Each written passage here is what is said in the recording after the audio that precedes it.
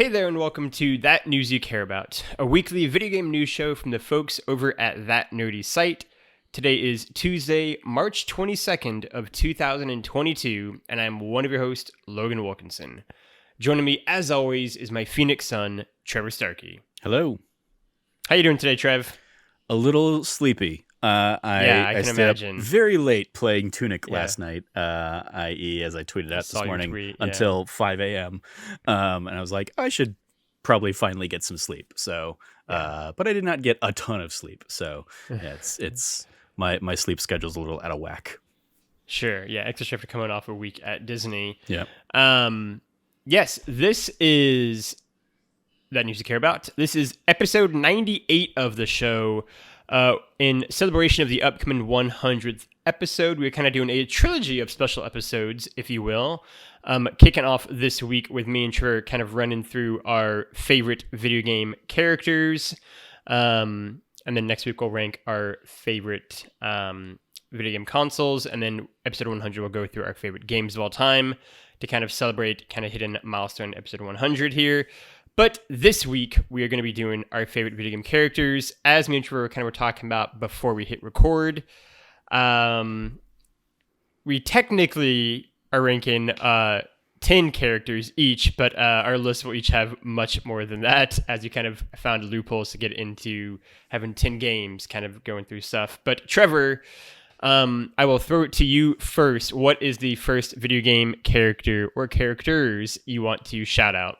So I will say I did not rank these per se. I didn't rank mine either. So much as like I put together like lists of characters, and as we kind of touched on, I have effectively games with like celebrating the characters from those games. So because I was like, there's no way I can confine this to 10 people as we kind of initially talked about.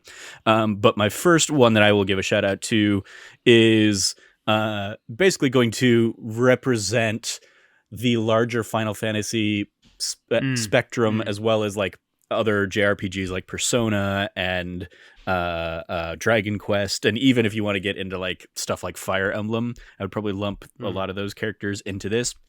But I want to give a shout out to characters like Locke Cole, Tara Branford, and Celeste Share from Final Fantasy VI. As I've talked about many times, that was my favorite game for a very, very long time. Of course, you also have Kefka in there as like that's what I was expecting. The iconic villain as well. But that whole cast of characters is full of rich side stories and kind of sprinkled throughout the course of the game.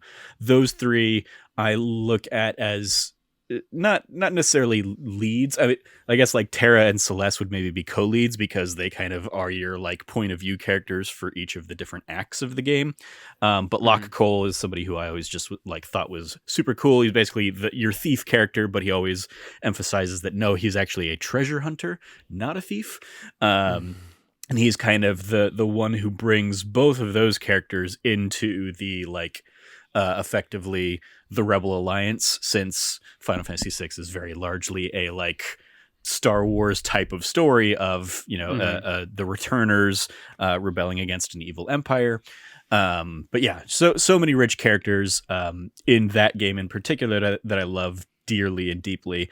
And they since I could make like an entire top 10 list of just Final Fantasy characters or stuff like that, and then like Persona characters on top of that, and so I kind of was like, I'm not gonna I want to spread the wealth a little bit, so I will shout these guys out for all of Final Fantasy, be it characters like Zidane from Final Fantasy IX, who I really like, Cloud Strife and Tifa Lockhart, obviously, from Final Fantasy VII, Zack Fair from like Final Fantasy VII spin-off stuff, Tidus and Yuna from Final Fantasy X. There's like, again, the list could go on ad nauseum for Final Fantasy alone. But there's such a rich, and those games in particular, as I've talked about before, have just such a special place in terms of like seeing characters in games be more than just like a cool design or something like that. Like spoilers for my list, I don't really have your Marios or your Crash Bandicoots or like any like I don't have any characters in here that don't have character. Like all of mine are written, fleshed out kind of personas across the characters that because that's just the route I went with. I think those are the characters I'm drawn to in video games. Yeah. I think that is a great shout out and a really great natural segue and starting point for kind of how I viewed my list, which is also kind of touches on, I think, the kind of generational growth of storytelling, I think, and kind of characters in video games. I should also put a disclaimer here. I'm sure for both of us too, I guarantee you, me and Trevor forgot characters that we really love. So if, there are characters that you listen to this and say, how can that put that on there? We probably didn't think of it. Well, that's, it's really hard to think of 10 characters. That's even when you stretch the rules like this. This list, like I went through the whole list and realized I didn't have like Persona characters in there, and so that was where I kind of like retrofitted and was like, my Final Fantasy VI characters, in addition to standing in for like all of Final Fantasy, are also standing in for Persona, and like Fire Emblem Three Houses has a lot of great characters and stuff like that. So yeah. So I just want to say that, but in a similar vein, I'll kind of start with the early important ones for me too. I will give a couple characters shout outs who like don't make my like top 10 nebulous list, whatever that is, but like I will give Mario a shout out, just for like not making my actual list, but just as like a shout out in terms of like the important nature of Super Mario 64 in particular. For me, is like one of the very first games I played, and also he's Mario. Obviously he's great. He's like on plenty of other like iconic video game characters lists. He doesn't need to be on mine. Exactly. And like Trevor said, not really a lot like of development there. But the first place that I'm going to start my list actually is sort of my general token GTA character. Right, as someone who really loves that series, in particular, like the PS2 era of things. And my pick there is Tommy Vercetti from GTA Vice City, right?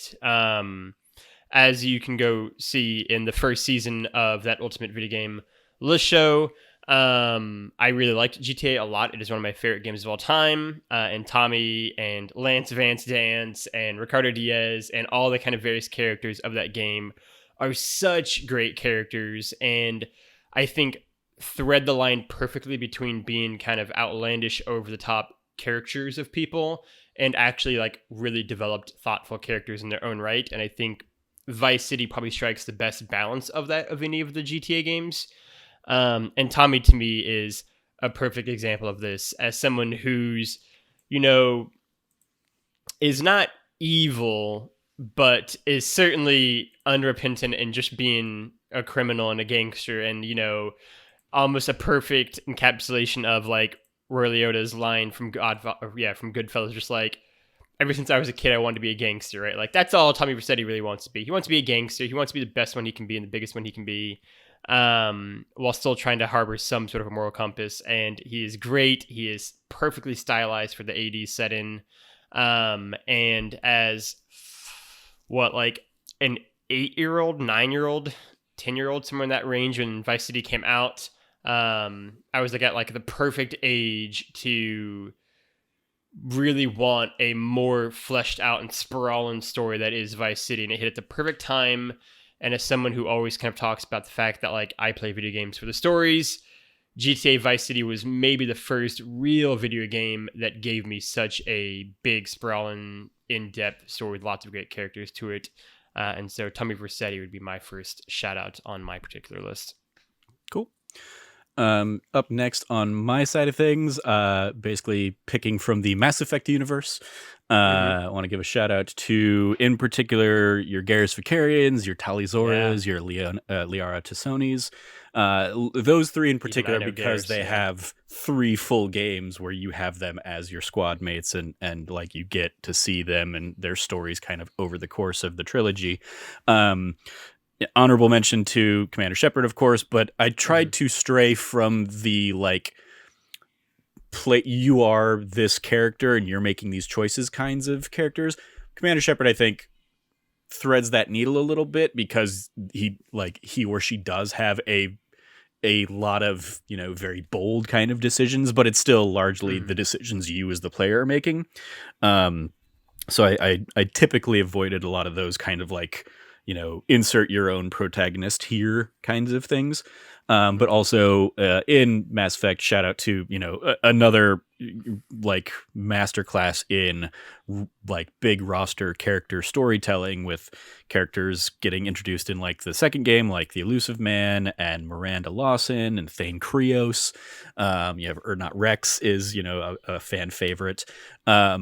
And it's just such a rich, wonderful little galaxy of characters that BioWare and that team put together. Garrus is just kind of like the great chum to have throughout over the course of the series, and the relationship that forms between Garrus and Shepard can either be romantic if you're playing as a femshep by the end of the third game and stuff, or it can just be like a good like buddy kind of friendship over the course of the game. Similarly with Tali, like she's such a fascinating character of somebody like out on their pilgrimage who's a little naive to the wider world, but like gets thrust into global or like universal politics basically as part of your crew, and it's great to see her growth over the course of those three games. And Liara is in the same, like Liara is a like, despite being over like 150 years old, I think when you first meet her, because of like the lifespans of their race, she's still very like young in the first game, and to see like how she grows and like changes over the course of the series is also just like really good storytelling. So shout out to Mass Effect for a lot of those same kind of beats, and they're all cool aliens as well. So shout out to fun character design and stuff like that. Absolutely. Absolutely. Shout out to Mass Effect. People I think could talk all day long about the varied great characters of that series. It does fit pretty well timeline wise with my next kind of batch of characters that we'll kind of run through here in the next kind of back and forth, kind of that PS3 era now.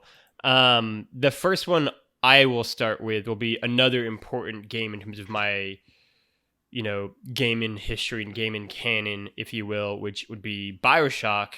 And I thought a lot about who I would want on BioShock, and I was kind of going back and forth, and like, do I pick Andrew Ryan? Is that where I'm going to go? And then in a thunderclap moment of clarity, I suddenly realized the only character that would make any sense for me to pick as my BioShock pick, which would be Sander Cohen. Because I think he is such a great encapsulation of what makes the original BioShock so special. More than Andrew Ryan, more than Sophia Lamb, more than anything else, Sander Cohen is just this weird, creepy, terrifying, almost Joker-esque character, who is also the most sane person in the building, it feels like at times. And I think that character is such a great example to me of, I'm sure me and Trevor both will have a lot of main characters and a lot of protagonists, or even like main sidekicks on our list. But he's a great example of like, he is Anthony Hopkins in Silence of the Lambs. He's on screen for like 20 minutes of the movie kind of thing, but he utterly steals every single second that he's on it. And that is Sander Cohen to a T. I think he is great. There is some really fantastic like games writing and games criticism on Sander Cohen's character and like what makes him so special. I've given shout outs to it before on this podcast as well as input, because I think he is the character who is maybe the most interesting to read and write about. And BioShock was such an important kind of milestone in terms of, I think, games writing and games direction and game storytelling, for better and worse. Some people might argue, but I think Sander Cohen is a brilliantly realized character, and so he would be my pick for my next games character. Yeah, as soon as you brought him up, I thought of a lot of the conversation we had in one of our other podcasts, that Bond show, around Diamonds Are Forever, and the characters in Diamonds Are Forever who know exactly the kind of movie they're in, and like they're the standouts of that. Sander Cohen, obviously, it's a very different kind of scenario, but like Sander Cohen is perfectly designed for the like failed Rapture, and he knows exactly what Rapture is and knows exactly like how to utilize that to his benefit, and I think that he's absolutely a great pick from that. I thought, like, as you were kind of doing the lead up to it for a second there, I thought you were going to go with like Atlas, but no, I think another great pick. Yeah, I think Sander. I mean, like, it's again like BioShock, like you mentioning like Andrew Ryan and stuff, like if I had gone the route of like great character designs and stuff, like a Big Daddy was certainly in in the running for a design for a list like this. So yeah, I think BioShock is absolutely a standout and has a pool of rich characters. But I think Sander Cohen is a great pick there. Absolutely. So I'm looking through my list. I know we're definitely going to have some overlaps. So I'm just rather than like converge on some of those, I'm trying to like navigate some of the ones that I'm pretty sure won't be on yours yet. Yeah. And so I'm going to go next with GLaDOS from Portal. Yeah. I thought it was going to be on there. Yeah. GLaDOS, phenomenal, like just wonderful snark. I believe Ellen McLean, I believe, is the actress who voiced GLaDOS. But in the original game, just kind of like this like fun, robotic testing voice that like very quickly turns like sadistic and sociopathic and whatnot, and becomes like such a great foil for your silent protagonist character as you go through the puzzles of Portal. And then like the growth, so to speak, that GLaDOS gets in the second game, and also shout out to characters like Cave Johnson and Wheatley, who get introduced in the second game as well, who are just so fun and rich in their writing and their performances by Stephen Merchant as Wheatley and J.K. Simmons as Cave Johnson. Like they do this wonderful job of adding a story to a game that like the puzzles and the mechanics of the game in and of itself can like hold the attention of the player in that game, but the way these characters are like drawn and just like have such humor and great performances and writing behind them. And I think GLaDOS in particular takes the edge for me because of the absolute like wonderful absurdity of the Jonathan Colton, I believe, written songs that she basically sings at the end of each of her respective games, are just like delightful and wonderful. And I've been playing through Cyberpunk 2077, and I had forgotten that one of the side missions that you go on in that game basically has you like rounding up a whole bunch of like rogue AI cars, and one of them is just straight up a GLaDOS car, and they bring in the actress who plays GLaDOS to like voice that car and do like the whole like this is a test kind of shtick, and it's a fun Easter egg to Portal directly, and so that was maybe she's a little fresh on my mind as well. So shout out to GLaDOS. That is a great shout out. Yeah, I mean, I think that is a character who, more even than like the gameplay, most makes me want to play Portal 1 or 2, which I've never played, as blasphemous as that is to say, as someone this long in games. But yeah, I mean, even I know of how, so many of the iconic beats and moments that kind of incur in Portal 1 and 2. I found in one of my the help documentation for the software that I support at work, one of the members of the team that kind of puts that together threw in like Aperture Science Easter eggs and stuff on one of the, like, in describing here's how an organization would be set up in your theater or nonprofit or something like that. They basically said like the organization is Aperture Science, and then Cave Johnson is one of your workers, Chell is one of your workers, GLaDOS is one of you, and so it's just awesome. I threw that, or I saw that a couple weeks ago and threw into like our video game Slack channel in work. I was like, shout out to whoever wrote this. And like apparently it was a surprise to a bunch of team members who had not seen or who'd forgotten about that. So yeah, just fun little bits there that there's so much joy to the humor of the Portal games in particular. Keeping our list pretty thematically similar still. For my third pick, I'm also going to pick not a human. I'm going to pick for my third selection on my favorite video game characters, Thomas A2-23-612, otherwise known as Thomas, the red rectangle from Thomas Was Alone. I think I genuinely cannot heap enough praise on this game. I think Thomas Was Alone is like genuinely one of the most beautiful games ever played. And Thomas is at the heart of that, obviously. Him and his story with all of his different shaped friends that you come across is like one of the most beautifully told like human stories that is actually centered around, you know, rectangles and circles and squares and triangles. I think it is such a masterclass in storytelling. I think it's such a masterclass in using, you know, minimalist storytelling to convey so much emotion, right? And I know that some people are going to obviously talk about Journey if they were doing their list, but me and Trevor don't like Journey as much, so we won't. But I think that I also would say like those don't really have like great characters behind them because they're just, I agree. There's no character there, whereas Thomas does have a story that's kind of like introduced and over an the course arc of the and game. becoming the architect and becoming the emergence and everything there. And I think that what a lot of people got out of what a lot of people got out of a Journey, I got out of other games like Thomas Is Alone and a few others you will see on this list later down the line. And I think it's just so beautifully done.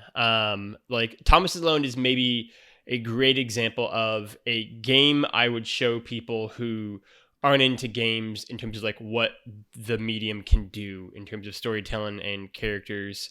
I think Thomas is a brilliantly realized creation, and even more so because he's not even in the entire game, and the game's not that long, but his legacy is conveyed so much throughout it, and he's such a sincere, optimistic, good rectangle, and everything that you'd kind of want from a like central protagonist in kind of the inspirational game that Thomas Was Alone was. So that is my third video game pick. Shout out to Thomas. That's a fun pick. Yeah. I mean, shout out to Mike Bithell as well for Mike Bithell all day long for all of his games. That's a game that I routinely, when people are like, "Hey, my friend doesn't like play games or anything," like, is there like what would you recommend?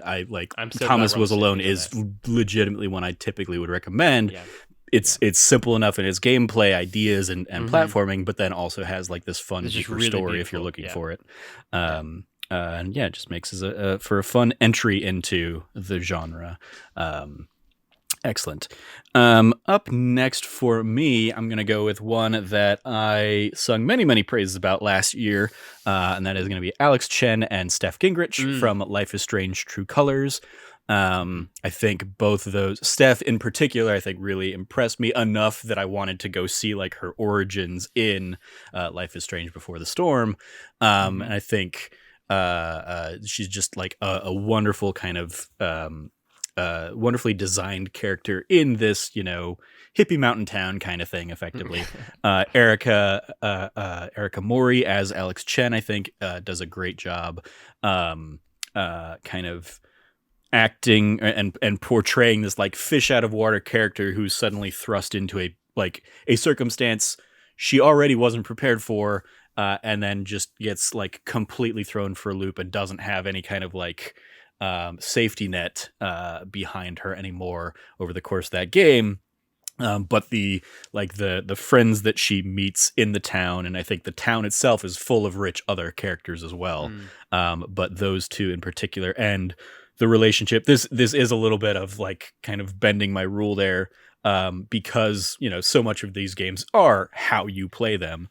And so for me, like having those two kind of foster a relationship over the course of the game was, you know, something I think that certainly helps the impact they left on me. But in the way that a lot of people back when the original Life is Strange came out described kind of the relationship that they had between Max and Chloe. Like, that's exactly what I finally felt that more so here in Life is Strange: True Colors. So shout out to that. A great shout out. I have Max and Chloe not on my list, but as a shout out. I think they just missed out on my top 10, but they were one that I was going to shout out. I think everything you said about that totally obviously hits home with me as someone who loves the first season of Life is Strange so much and Max and Chloe's Dynamic so much. Yeah, that's a great shout out, and it's another great reminder that I need to get around to playing that. Yeah, it's a great shout out, Trevor. For my next list, God, I will stay in the PS3 era still. And I'll give one shout out, and I'll give the next action to my list because they're both kind of in the same vein, which is superheroes. The shout out that's not on the actual top 10 list is Mark Hamill as the Joker. I think it is just a fantastic performance in really all of the Arkham games, but highlighted in Arkham Asylum and Arkham City in particular. Well, actually, no, he's great in all four Arkham games. Joker is such an important key aspect of that. I think Mark Hamill. He's not the Joker in Origins. No, Troy Baker is right. Joker, I guess, is in all four, but Mark Hamill's in 3. But Mark Hamill, for a lot of people, is kind of the definitive voice of the Joker, as he's been for almost 30 years now since animated series. And I think he is such a great villain as someone who doesn't really have any villains other than, I guess, Sander Cohen on the list. Mark Hamill's Joker is so much fun, is such a blast, just chews through scenes, and very similar to Sander Cohen, isn't obviously in the game that much time-wise, but very much just dominates the proceedings anytime he's kind of introduced there again and has a blast. My actual pick, though, for my next entry is going to be Cole from Infamous 1 and 2, and probably mainly hide in Infamous 2, which I think is the best version of Cole. He is Will Smith and Hancock done right in a lot of ways, I think. This kind of unsure, brooding, sort of temperamental and emotional superhero who doesn't really want his powers and is sort of forced to be a hero even though he doesn't want to be. And especially in 2 where he's kind of dealing with a lot more of like loss and grief, and if you go down the good route, the kind of the acceptance of what his fate is going to be. I think Cole's journey is really, really beautiful over his 2 games. I think even though you get a different voice actor in the 2 games, each gives a really good performance, I think, and they're different and unique ways. And I think he is a great example of a superhero protagonist that doesn't really exist in a lot of ways. I think Infamous 2 probably came out around like 2010-ish, 2009, somewhere in that time frame. So right around is like the Dark Knight and, the MCU is getting started, and obviously is going to profoundly change superhero stories going forward, those 2 kind of events. But Cole feels much more of like the early 2000s, late 90s, kind of more grungy superhero stories that we were getting out of like the X-Men movies, for example. And I don't know, I have like a real soft spot in my heart for those kind of superhero stories because we don't get them as much, right? And I think Hancock tried and didn't nail it.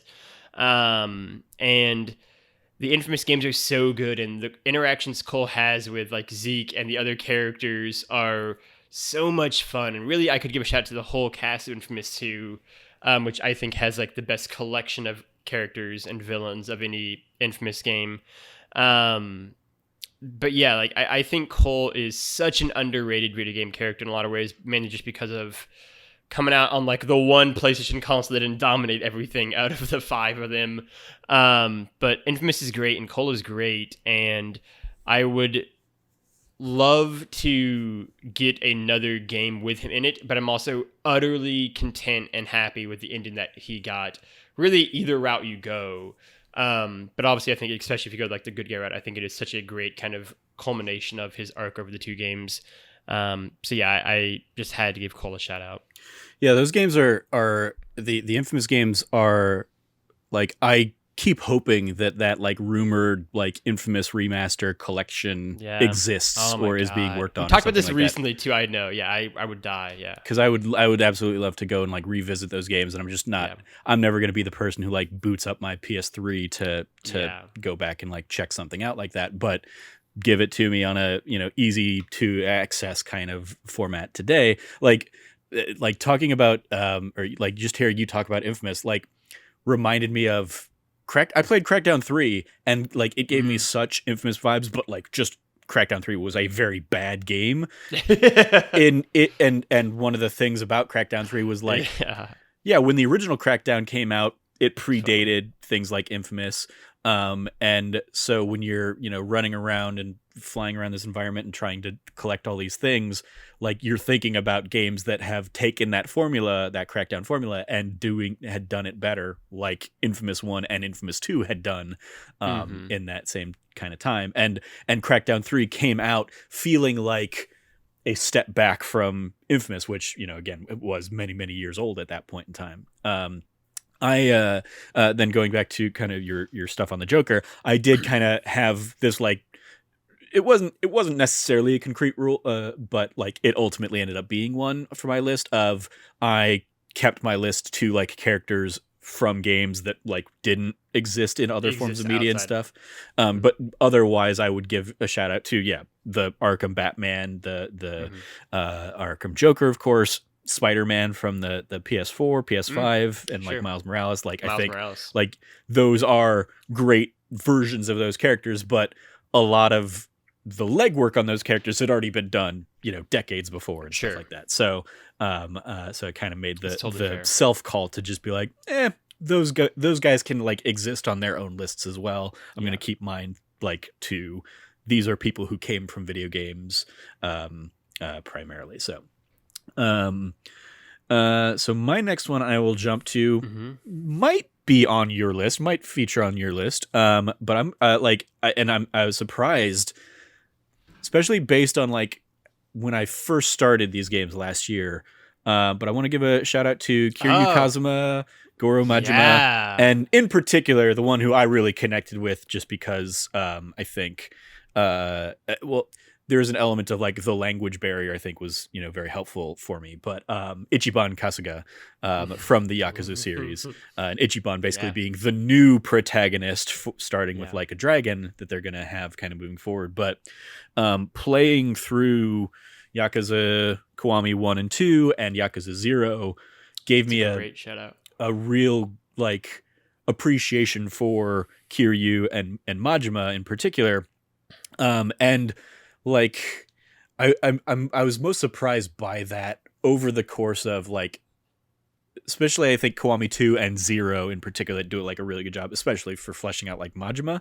But even like in the first game, like Kiryu struck me early on as like you're kind of like silent protagonist. He's not going to have too much character behind him or something like that. And by the like over the course of that game, like I did care about his relationships with all these characters. And I think over the course of his three games that I've played, I think he has like an interesting continuation of his saga that goes on that Majima also kind of comes and goes over the course of, and I think in particular Majima is really served by Kiwami 2's story and Yakuza 0's story. Yakuza 0 in particular. And they make little cameo pop-ups in Like a Dragon, as you might expect them to do. But I think like their characters and their roles in those three games, and having talked to like Frank, who's continued playing on past into 3, 4, and 5, and I think maybe even 6 now. Like they've left me interested in wanting to go in and check out those stories, but I also know that they're going to feel significantly older because they didn't have the Kiwami treatment, and Yakuza 0, of course, was one of the much later games released. So like going back and playing through like the old stuff has me a little concerned, even if I want to see more of Kiryu's story and stuff. But shout out to those characters for just surprising me, I think. That's a great shout out. And Ichiban is just like joyous delight. And Ichiban is me because his whole like, he sees the world as a JRPG Dragon Quest kind of game kind of thing. And that like leads to how combat and how they do the kind of mechanic shifts in Like a Dragon. And he's such a welcome like refreshment compared to Kiryu, who's always like down and sad and serious, and Ichiban is just like completely outrageous and crazy and fun, and just like a great sense of energy, to see the admittedly wacky and wild Yakuza series moving forward. But he's also like has dramatic and serious moments to him as well. Yeah, that is a great shout out. I also thought of the whole gang from Yakuza. They didn't make my final list, but that is a fantastic shout out, and one I also would have gotten to as well. So yeah, I mean, Yakuza Kiwami 1 in particular, I cannot heap enough praise on. I think that game is genuinely fantastic. I've got my much publicized issues with 2, but Yakuza 0 is great. And really the whole arc of, those characters through the first, 6 games, I think is really, really, really just genuinely great stuff. And how they subvert the expectations of who these characters are supposed to be is just kind of like GTA knockoffs, really, right? And show them to have so much depth and heart and humanity to them is, I think, just really great stuff. 7 games, by the way, because there's Yakuza 7. Yeah, there's Yakuza 1 through 6 and 0, so they have 7 games, right. and Like a Dragon is Thank you. Yakuza 7 effectively, but that prequel throws things for a loop. Yeah, that's a great shout out. For my next one, I'll wrap up the PS3 era, I think, with Lee Everett from Walking Dead Season 1. I think, again, sort of in the similar vein of like GTA and BioShock, Walking Dead Season 1 was such an important game, I think, in terms of just kind of like the Logan game canon kind of continue to grow and evolve. I think it is still probably my single favorite, like, choose your own adventure kind of style game I've maybe ever played. I think the first season of Walking Dead is so good, and some of the later seasons too, right? I think they get shakier, admittedly, but there are still really great moments in the, following seasons. I like season 2 a lot in particular. But I think Lee and Clementine, who I would obviously have to give a shout out to as well, are great characters. And obviously this kind of goes into Trevor's unspoken rule of like them being build your own characters kind of thing to a certain extent. But I think the story of this game, really, no matter what route you take these characters, is so good, especially in that first season. The writing is so strong. All the characters you're interacting with are so good. And the moments and episodes you're kind of going through have so many great emotional, tragic, happy at times moments, and the kind of the culmination of Lee's arc and journey, I think, is so beautiful and so moving. And really everything in that last episode, as you kind of hurtle towards this destination and seemingly try to do everything you can to get anywhere other than how it ends, despite probably knowing in the back of your mind that there isn't a way out, I think is great. I think Lee still stands literally a decade later now, God, from when that game came out, as one of kind of video games' best written characters. And so, yeah, I think Lee and Clementine are easily my next kind of shout out I have to give on my particular list. Yeah, shout out to Dave Fennoy's performance there. It's always like Walking Dead. Gary Ritt is writing too. Yeah, he worked on at least a couple of those episodes.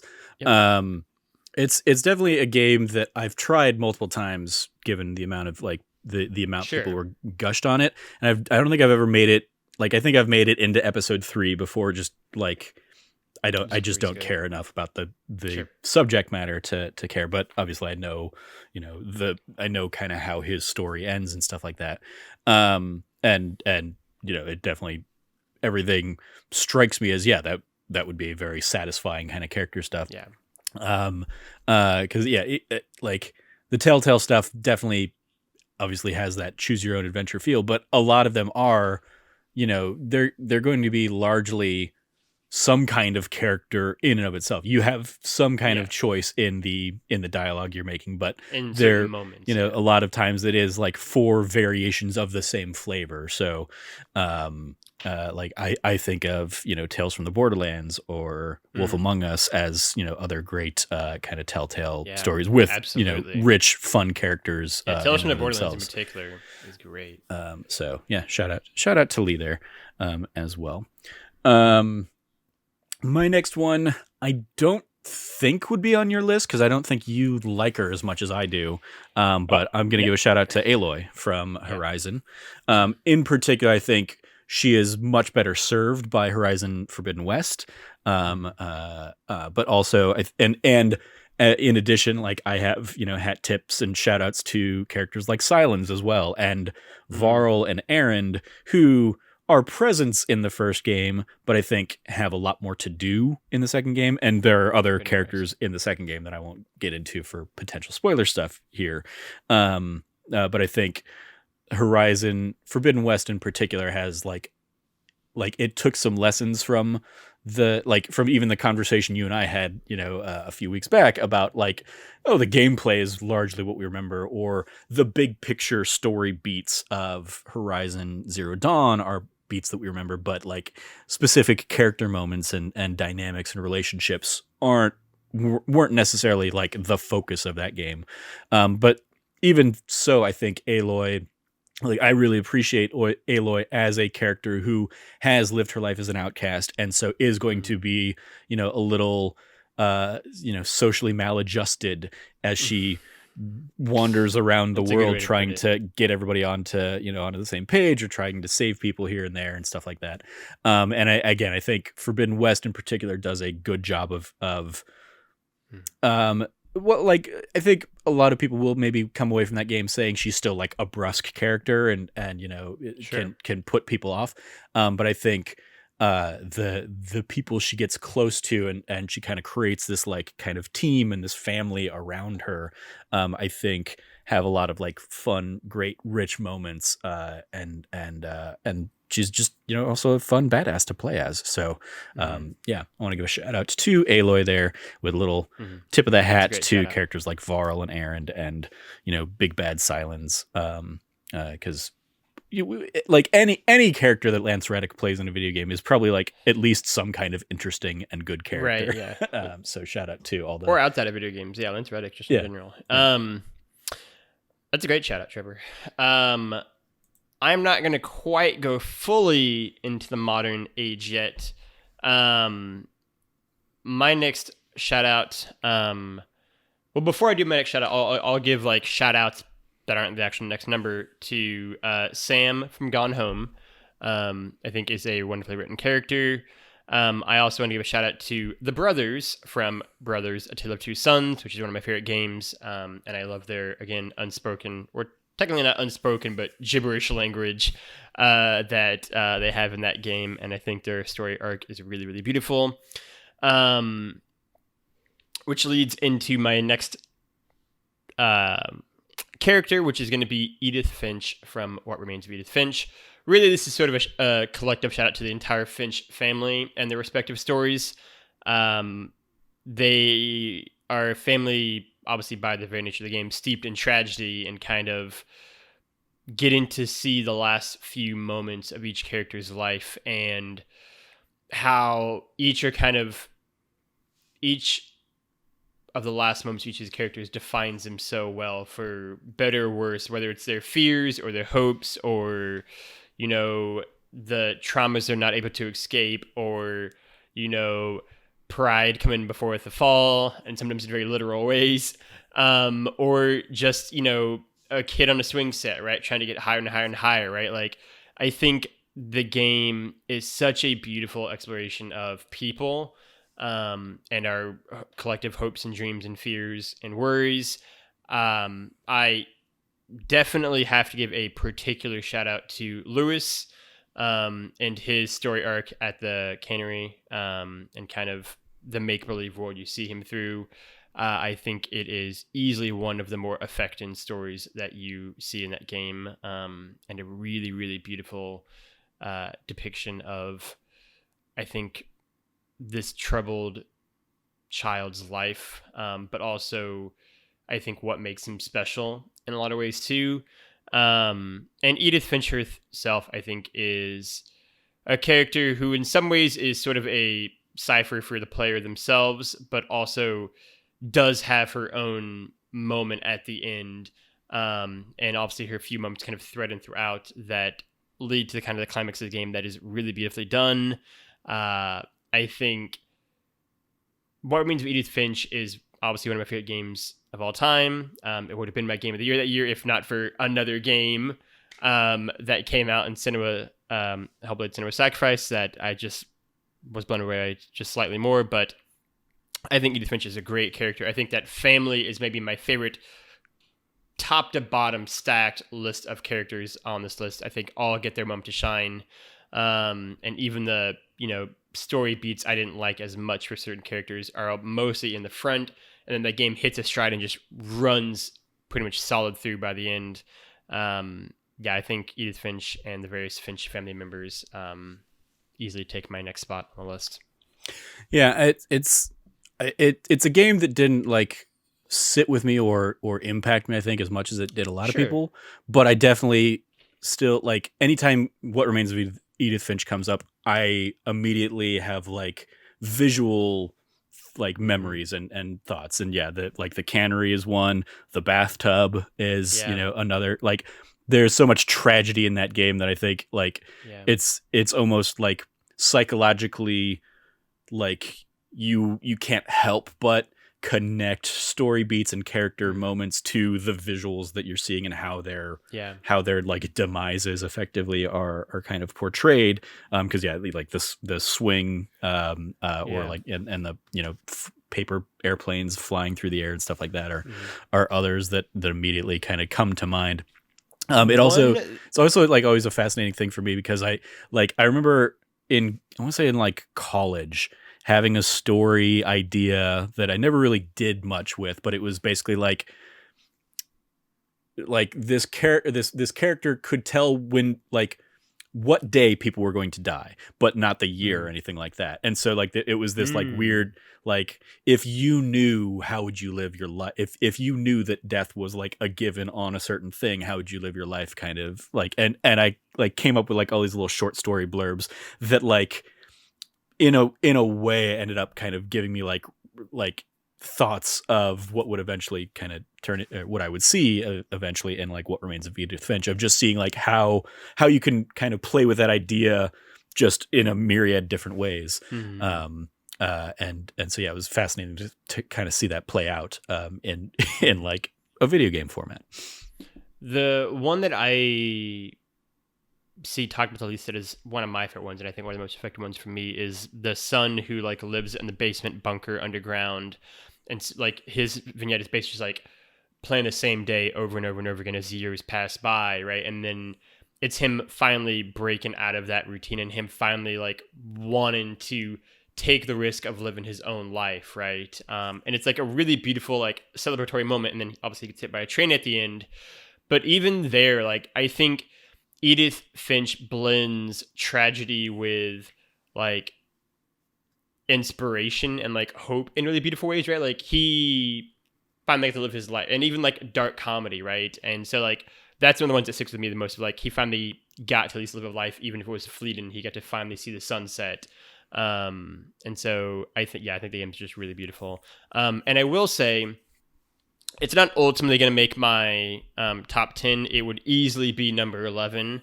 But Edith Finch also has a connection due to it being a Giant Sparrow game to the Unfinished Swan, which is another one of my favorite games of all time. And Monroe and the King's journey in the Unfinished Swan, I think, is absolute masterclass of minimalist storytelling.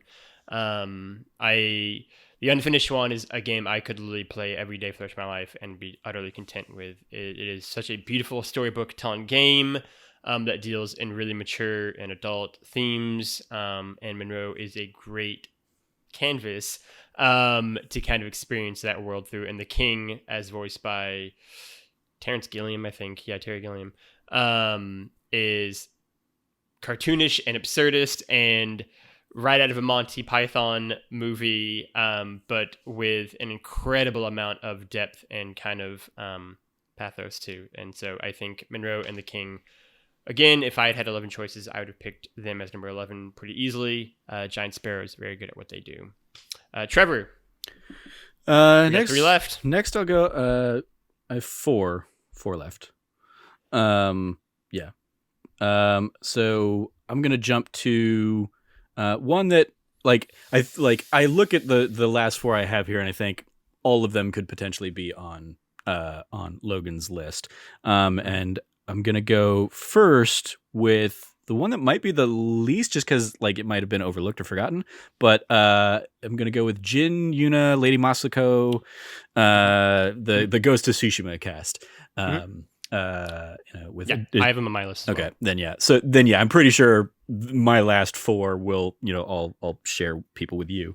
But also shout out to characters like Ishikawa, Tomoe, yes, Norio is a lot of fun. Yes, Norio in particular. Lord, that's who I'm going to shout out. Lord Shimura, as kind of like the old guard and the old way of doing things.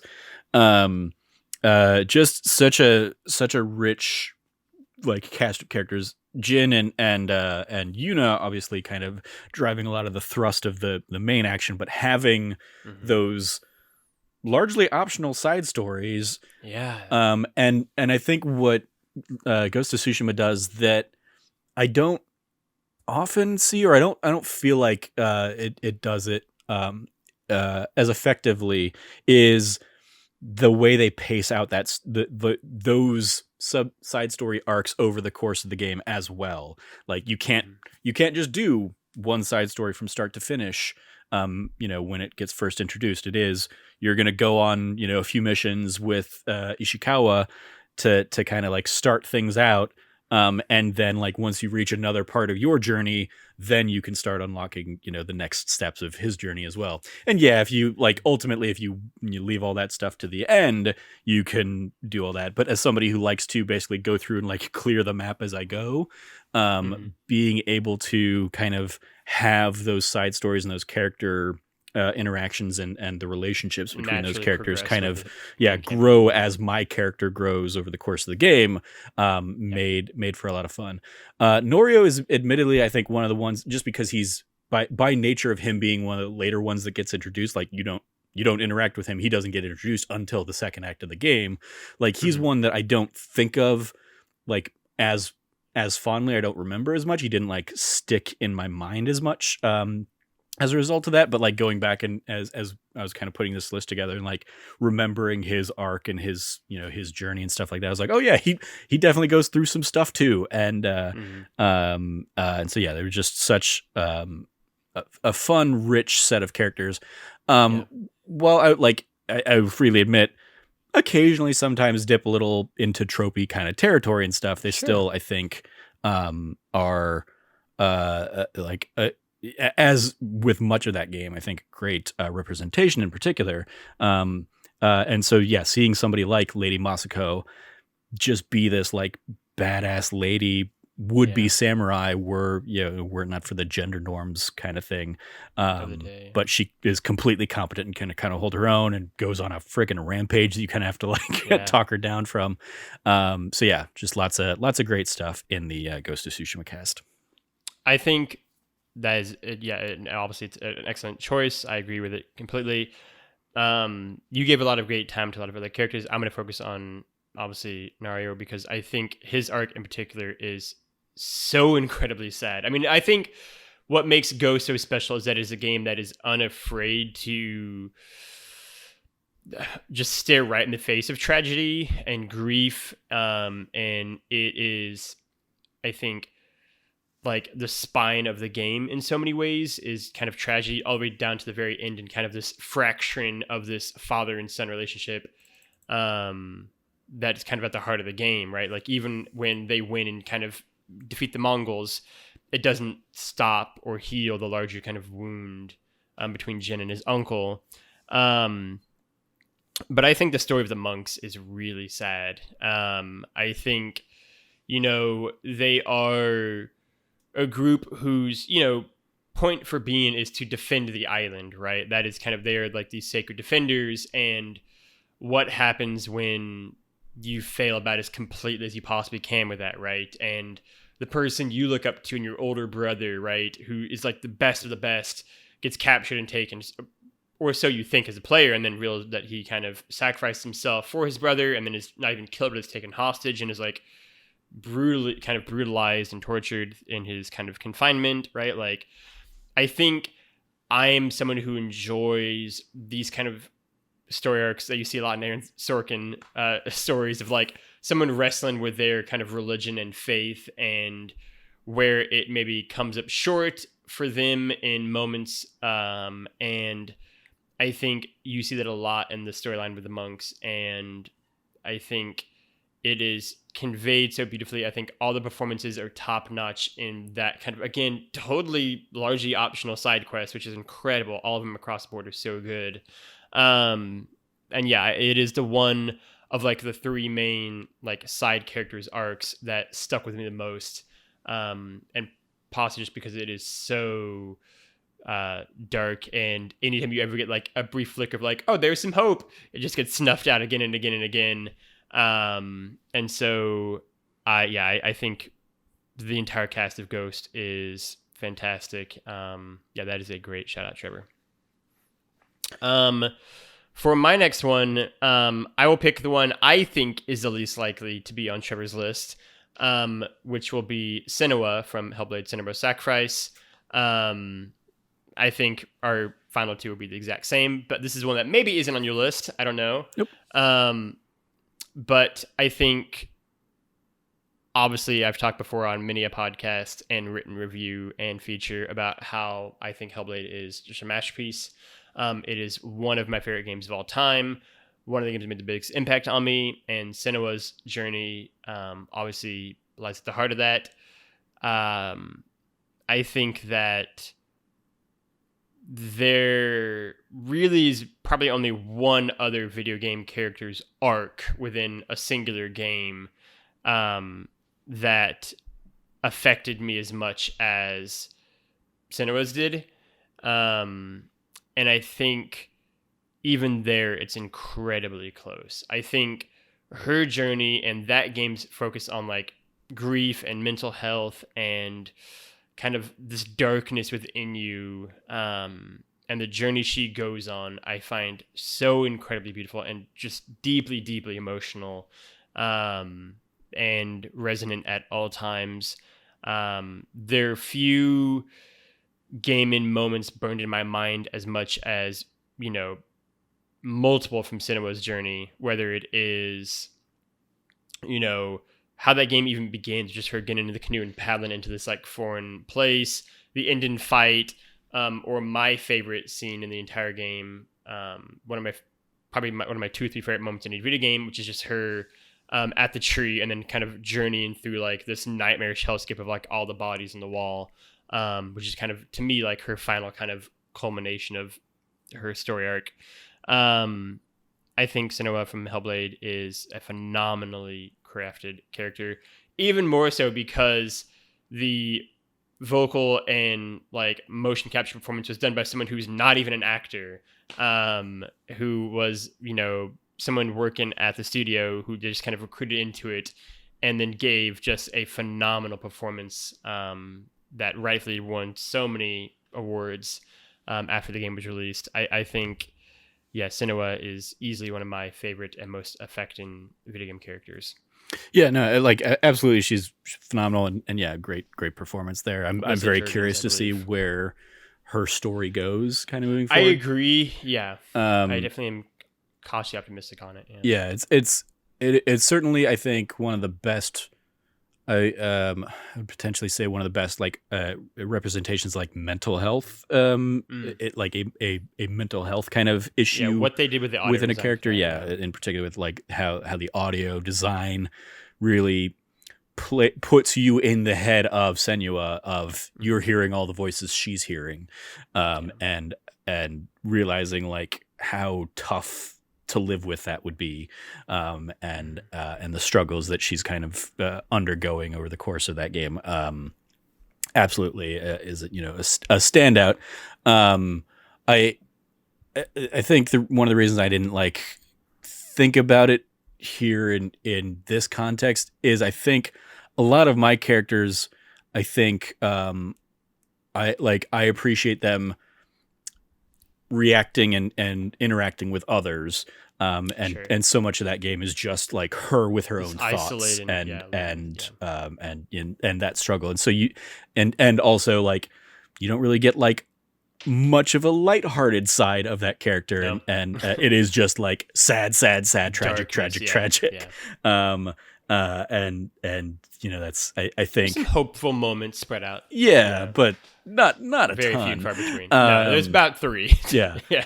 So I think that's another element of like as I was putting together my list, I think I was looking for kind of like moment or characters where I can think of highs and lows, light and dark, right, kind of a broad spectrum of of their existence and their performances. But yeah, I mean, Senua is absolutely a stellar character in of herself. And it does leave me kind of like, that next game is just going to be extra sad and extra like there's not going to be any levity and any joyous moments in her life. So that's so by my count, just you have 2 more. I have 11. I just realized I have 3 more. Okay. Oh, you do have 3 more? Okay, because I also have 3 more, and so I was like, okay, because I'm looking at this, I feel like all 3 of these would be on something on Logan's list too, especially because I think 2 of them we've kind of talked about in the like lead up to this. But just in case they're not, I will go with one of my next ones here and they're also the freshest in my mind because I just replayed Uncharted 4, Nate, Elena, and Sully from the Uncharted series with, additional hat tips to characters like Chloe is great. Rafe Adler, I think they finally made a good, a interesting, compelling villain in the final one. But yeah, just the dynamic of those characters over the course of their 4 games, plus Golden Abyss, if you want to count some of that. But those 4 games in particular, Uncharted 1 through 4, I think just do a great job. Like Nate and Elena feels like such a wonderful, realized relationship over the course of that series. The Nate and Sully relationship, once you get kind of over the betrayal of the first game, really I think does a wonderful job kind of as this surrogate father-son dynamic, and just the way they have such great shorthand with each other by the time you get to something like Uncharted 4, where none of them can really keep secrets from each other or do so effectively. And so when they try to, that's when things go wrong, and it leads to, these very tense moments. And again, having just replayed A Thief's End a month or so back, the silence between Nate and Elena late in that game, as this tension has built to a boiling point, is very palpable, and you want nothing more than to get past it and move on to it. But it's also completely justified and completely understandable, and so them all getting kind of the endings that they get in that series, I think was a wonderful way to send off those characters, and these being, as I'm sure we will also, of course, talk about some of Naughty Dog's other characters in this conversation. But those being really the first foray, outside of the studio who, prior to that had been the Crash Bandicoot and the Jack and Daxter people, they cemented themselves as the narrative storytellers of 1 to 2 generations of games now, and kind of and I think it started with that first Uncharted game, and despite controls and combat issues and stuff of that first Uncharted game being a little weaker, the dynamics and the performances there from freaking Nolan North and crew I think, still hold up and are still really phenomenal stuff. So shout outs to Nate, Elena, Sully, and the Uncharted crew. Yeah, I mean, a tease ahead, I assume, for both of us 2 weeks from now. I expect to see these games on that list as, episode as well. I love Uncharted. It is probably my favorite video game series, right? And I think the quadrilogy of games we get with Nate, Elena, and Sully, right, is maybe the best depiction of character growth and evolution. And it is such, especially in a series that isn't like a choose your own adventure even a little bit, right? Like some excluding Mass Effect deliberately from that. But like, I think it's so brilliantly crafted in this, and there are so many moments I can pick throughout all 4 games, obviously for Nate and Elena. But I'm a sucker for like small, quiet moments, and there's so many of those in Uncharted 4 in particular, and Uncharted 3, right? Like the scene of like Drake falling asleep on Elena's lap at the like latter half of Uncharted 3, like never doesn't get me. Them just like playing Crash Bandicoot together, and really the whole sequence at their home in Uncharted 4 is one of my favorite, I think, moments in any game. It is like so wish fulfillment done right almost, and it's great. And I think the ability to let these characters, with their flaws and all, naturally grow, I think, over 4 games is not an easy thing to do necessarily, right? Especially because like they just let those characters go by the end of Uncharted 4, obviously. And we haven't seen Nate, Elena, or Sully in going on 6 years now. And I think, that's not an easy thing to do, I'm sure, for Sony's perspective, considering it was the flagship franchise for them. But it works wonders in terms of like their character arcs and in terms of them getting to a natural point within their lives, and the fact that they were able to grow older over time, right? Sully's hair is just gray, just straight up white by the end of Uncharted 4 kind of thing. And like, I love that, right? That these characters were allowed to have those moments. Even Sam, who some people don't like, I think works well in Uncharted 4 in terms of what he does to flesh out Nate, Elena, and Sully, all 3 of those characters, and kind of give more depth to them. Right? Like, I think there is so much I can talk about these characters. They obviously have a very special place in my heart as the first games I played on the PS3 generation, right? Which is when I really got into video games again after a few years of lull. And then kind of the 8-year arc they took me on. I think the Uncharted crew is a fantastic shout out, Trevor. Which will take me to, we got 2 left. I mean, I'm assuming we each know what the final 2 are. I'm going to do it in a fun way, I think, and make you have to talk about mine, and I'll talk about yours. So I'm going to pick Kratos. I was actually like, I mean, that's fine. Because I was like, I think Joel and Ellie will be a better like close anyway. Like, because Kratos, well, like a good character, like almost every other game on my list, I have like a lot of other characters to kind of like draw from and stuff. Like sure. Kratos, I have a lot of characters from like God of War 2018 to pull from, but like, the less said about some of the earlier forays and stuff, maybe the better. But yeah, like Kratos, obviously, I think was definitely going to be somewhere on this list because of God of War 2018. Like prior to that, it would have been like, okay, like, I don't know, actually. Kratos in the first God of War is a interesting and compelling character. That's what I was going to talk about. Yeah, he becomes a cartoon of himself, but with the follow-ups and stuff. Yeah. That 2018, I think, does a great job of like really reining it in.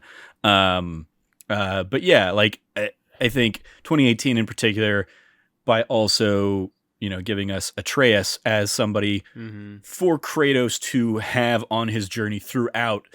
It just as a narrative device gives us more Kratos over the course of the game versus just grunting and swinging around the blades of chaos and stuff. And fills in that role better than like the ghost of Athena or something in some of the later God of War games. But like even the other characters that like they interact with, be it Freya or the twins, or not they're not goblin twins. Whatever the gnomes, Dorf, gnomes. But also Baldur, I think is a great villain to like play against over the course of that game. And I won't say, because I think I've read a lot and I appreciate a lot of the criticism around Kratos 2018 as like they fridge the wife, and Kratos doing the bare minimum of a father shouldn't make him like a compelling character. But I think like it still shows significant growth for that character to have kind of like reinvented himself over the course of that game. So I really appreciate kind of the struggles and the so much of that game is about him trying to run away from that past, when ultimately he has to like embrace it, but also like keep it under control. And that's the real growth of the character, is not just hiding it away under the floorboards, but like owning it up so that you can kind of learn the lessons from it and pass those lessons on so they aren't repeated in Atreus moving forward. And so like he's a good character, but I think he would not have been like my number one on this list, despite the fact that like that is my favorite game. Sure. A lot of that is also driven by the mechanics and the feel and the story of the game, more so than Kratos the character is driving my enjoyment of God of War 2018. So I like the PS2 God of War games, in particular God of War, mainly God of War 1 for the story and God of War 2 for the gameplay. I think God of War 3 is a lost cause. But I think in many ways God of War 2018 is sort of a like direct sequel to the original God of War, and then kind of just shows like sidesteps 2 and 3 to a large extent and focuses mainly on like the Kratos we had in that first game, which I think is one that's the most like thematically similar. And I think Kratos is a really interesting character in that first God of War game still, right? Like they're the two that are most consumed by grief and not anger. And that I think inherently makes them more interesting than what we'll kind of get.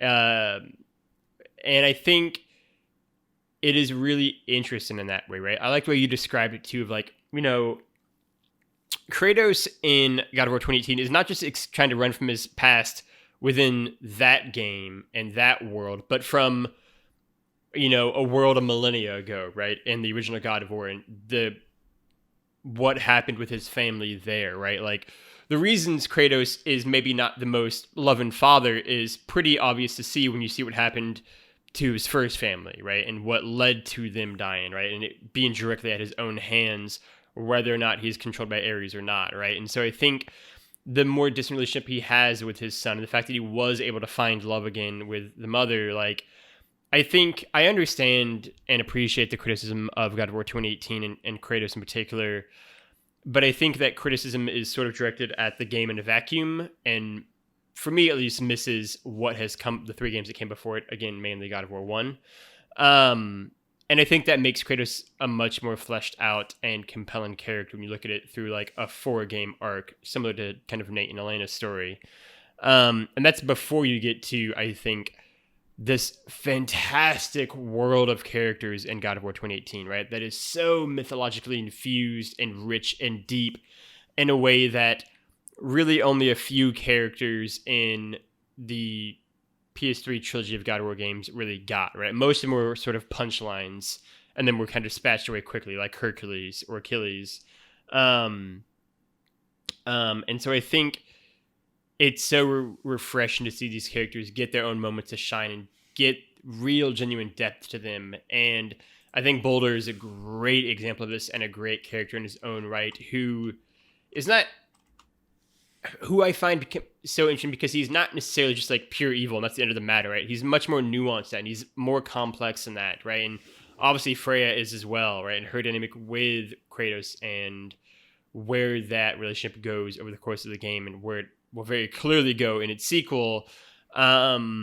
makes her such a fascinating and interesting character and so complex. And I just think these are such richly drawn characters that are Shakespearean and, you know, classic storytelling characters in the best way possible, that take characters that in some cases are, you know, thousands of years old, and update them and reinvent them for modern audiences and still have them be just as compelling and interesting as they were, you know, back in 800, right? I think it's a testament to what Cory Barlog and the team there did. Yeah, I think God of War 2018 is that is a great one. And my last nomination, because Trevor, bring us home here. So my last one would be Joel and Ellie from The Last of Us. Yeah. With, you know, as I've been doing with a lot of mine, I have additional shout outs there for characters like Bill. David from the first game is like incredibly creepy and suits that role particularly Henry well. and Sam from the first one as well. Henry Sam. Continuing on into Last of Us Part 2, which I know you haven't played, so I won't like dive into specifics or anything, but like I think Abby is an incredibly like well realized character in there, as is Lev, as is Dina. I think the series has a very rich history with characters, and I'll even give a shout out to Ish, a character you never see or meet, but you still like you get and appreciate their story through those kind of like the hidden or the you know collectible scraps of paper from from the before times or earlier times and stuff like that in The Last of Us. And yeah, I think like this is one of those where definitely I wouldn't have been able to pick just one of those characters for myself. I think so much of that first game in particular is a two-hander with Joel and Ellie. And I think both of them and the journey that they go on over the course of that game. And then as Ellie's story in particular kind of continues on into the second game, I think is some really richly drawn, again, like there's a lot of tragedy to those characters, but there are also moments of levity and light and joy found amongst these dire circumstances and dire situations. The fact, so much of Ellie's time in that first game is, telling terrible jokes from really bad joke books and stuff like that. Yeah. And her just fascination and love of terrible puns, is light and levity to them. And obviously like the sequences when those two are on the same page and kind of how they grow over the course of the game, especially from like, that the beginning, this is a job for Joel and he doesn't even really want to do it kind of thing. By the end, like you understand the choices that they make for one another, even if they aren't the choices necessarily you would want them to make or whatnot. I think there's still just such a rich history and dynamic between those characters, and of course, wonderful work from Troy Baker and Lauren Ashley Johnson. Sorry, thank you. Just across the board greatness from the two of them, as well as of course the writing team and stuff. Yeah, I mean, I agree. Obviously, The Last of Us is, spoiler alert for 2 weeks from now, my favorite game of all time.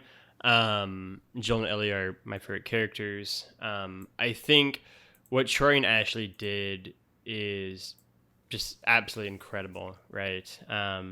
Especially in 2013, right? Where in so many ways the video game landscape has been, I think, impacted by The Last of Us and the story and the characters it created. And so we've seen such a huge wave of great complex characters and stories since 2013 with The Last of Us.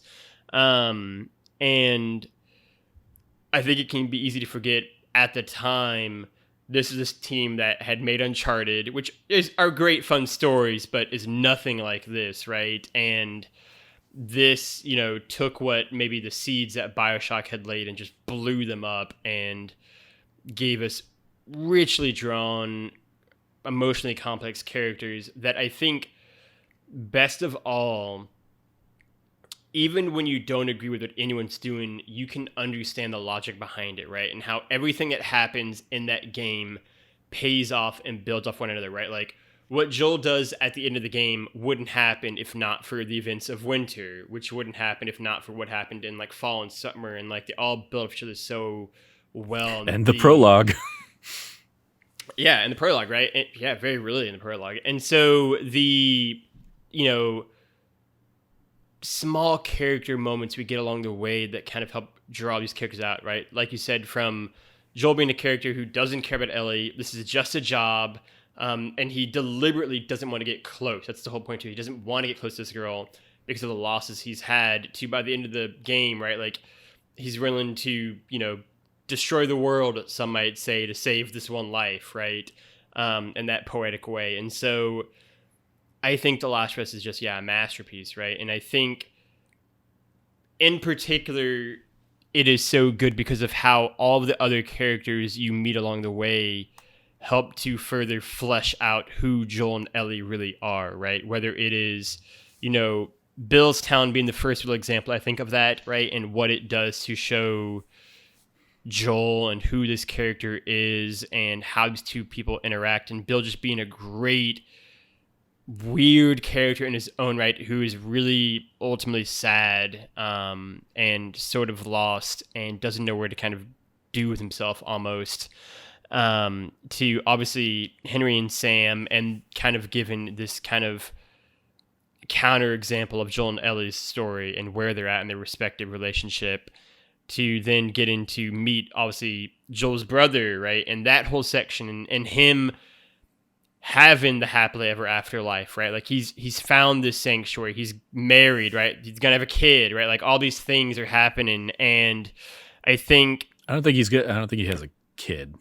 I don't think he doesn't have a kid, but like he I think you see, and that's why I love Fall so much, is that like it's like the last happy part of the entire game, but B, like you get to see, I think, the life that Joel could have had in so many ways, right? And I think Tommy is, I always describe as like Joel and Tommy are sort of yin and yang, right? And Tommy was never comfortable with anything that Joel made him do.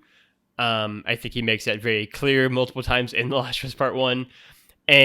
But he did it, right? And they did it for survival. And then Tommy didn't want any part of their life anymore, right? And they each went different directions, away from kind of where they were at in like the darkest days.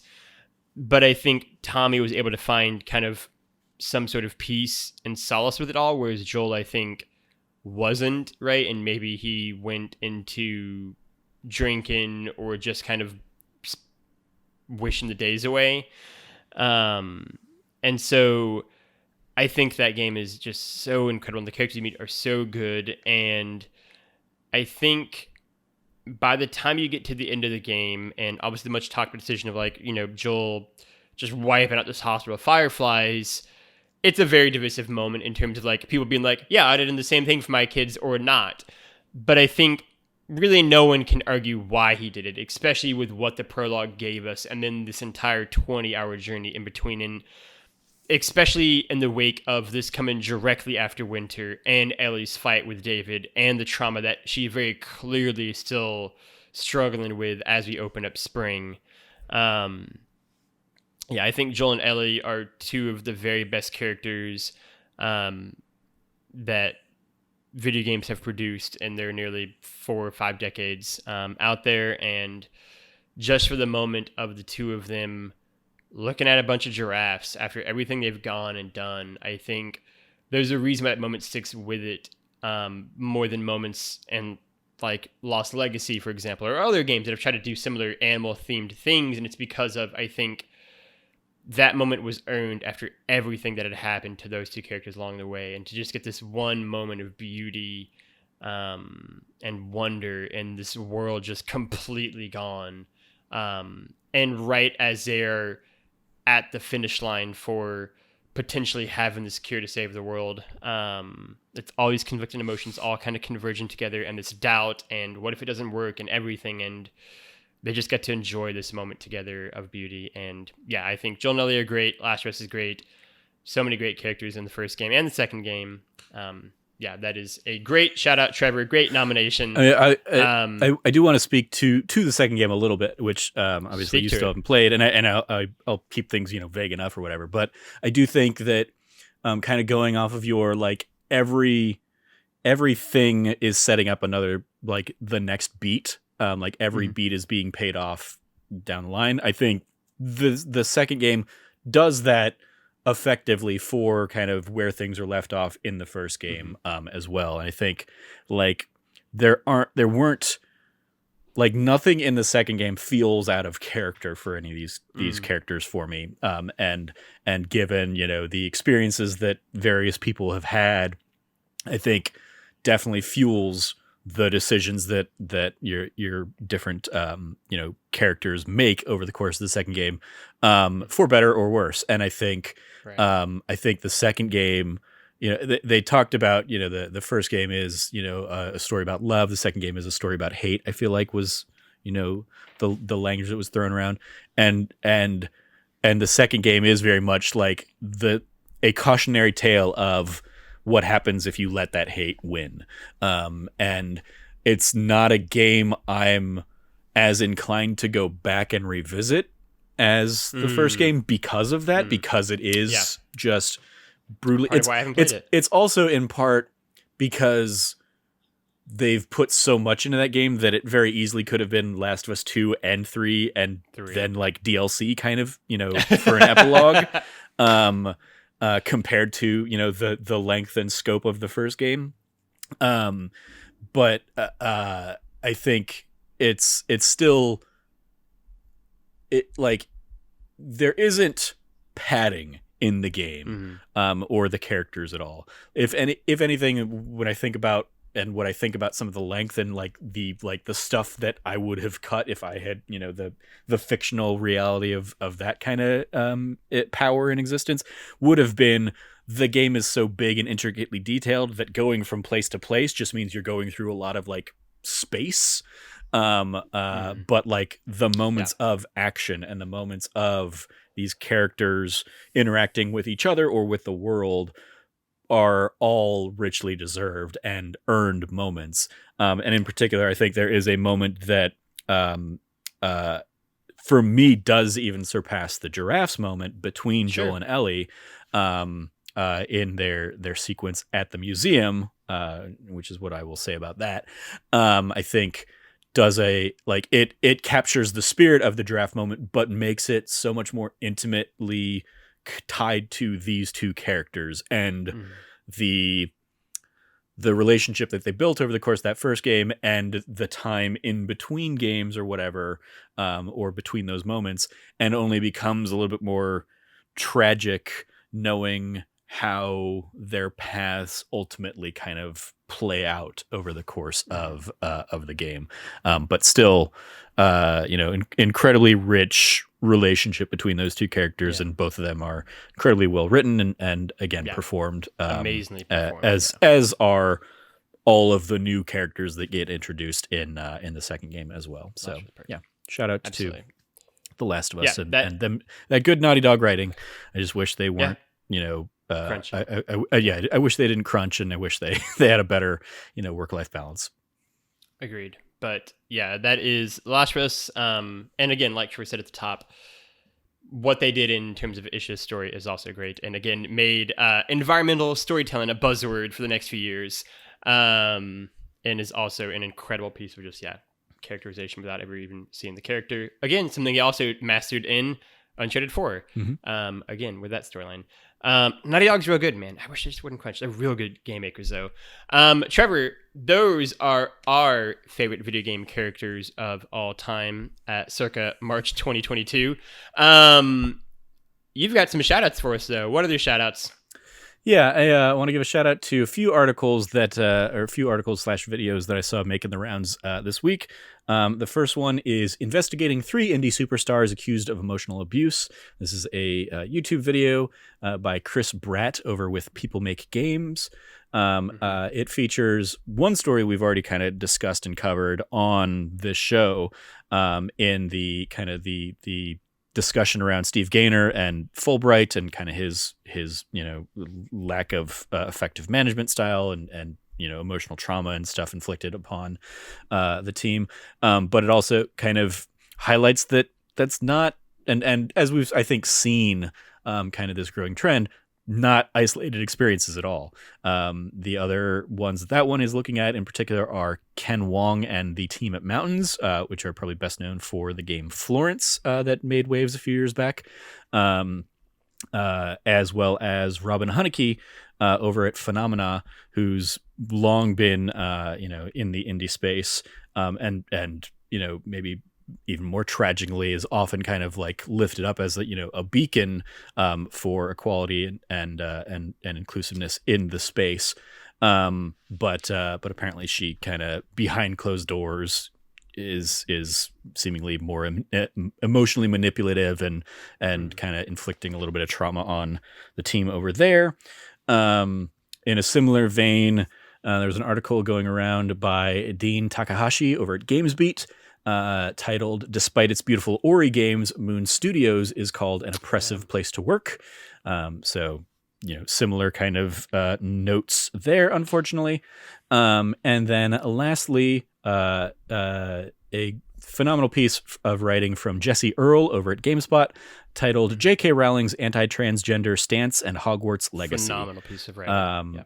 Basically and she makes it clear that she's not trying to make a comprehensive kind of breakdown of everything that J.K. Rowling has ever said or done or whatever, but trying to educate and inform people on the stance that she has taken and what some of the kind of the vocal aspect that she has led that has over the course of the last few years, as we've talked about on the show, kind of led to a tarnishing of the Hogwarts story and whatnot. And so on the heels of the Hogwarts Legacy State of Play that came out last week, this was a great piece that is basically trying to arm people with enough information to make their own judgment calls. And it's a great piece of writing, as I think often gets kind of talked about in these conversations.